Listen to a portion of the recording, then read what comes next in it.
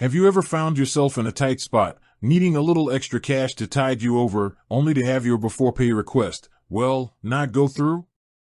It's a common scenario, and frankly, a frustrating one. You're counting on that quick advance, and suddenly, the system says no.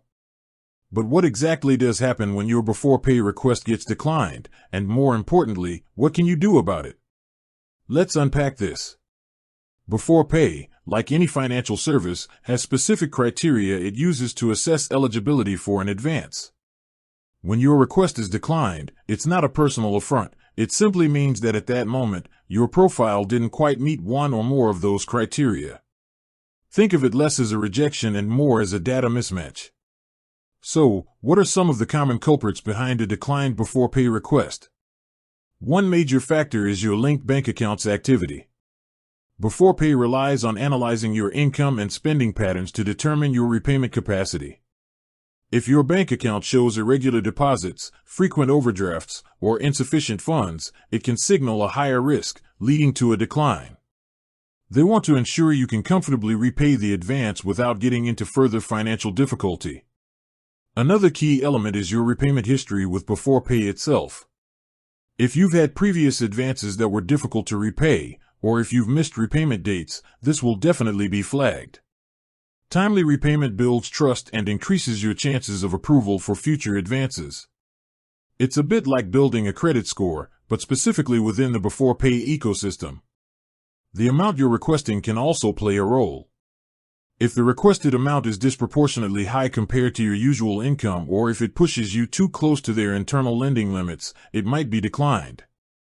They have caps on how much they'll advance, and these limits are often dynamic, adjusting based on your financial behavior.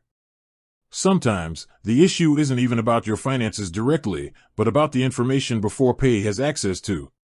If there are discrepancies in your personal details, or if their system can't accurately verify your identity or income through your linked bank account, a decline can occur.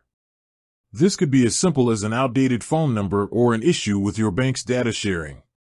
What's crucial to understand is that a decline isn't necessarily a permanent roadblock. The first thing you should do is check your Beforepay app. They usually provide a reason for the decline, or at least point you in the right direction. This could be as vague as insufficient funds or more specific like issue with bank account linkage. Once you have a better understanding of why it was declined, you can take action. If it's bank account related, try to improve your financial habits, avoid overdrafts, ensure consistent deposits, and maintain a healthy balance. If it's about repayment history, focus on timely repayments for any current or future advances. If it's an information discrepancy, update your details within the app. Sometimes, simply waiting a few days and trying again, especially after a new pay cycle, can make all the difference as your financial situation might have naturally improved. Remember, Beforepay is designed to be a short-term financial bridge, not a long-term solution. A decline, while frustrating, can sometimes be an opportunity to reevaluate your financial health and make adjustments that will benefit you in the long run.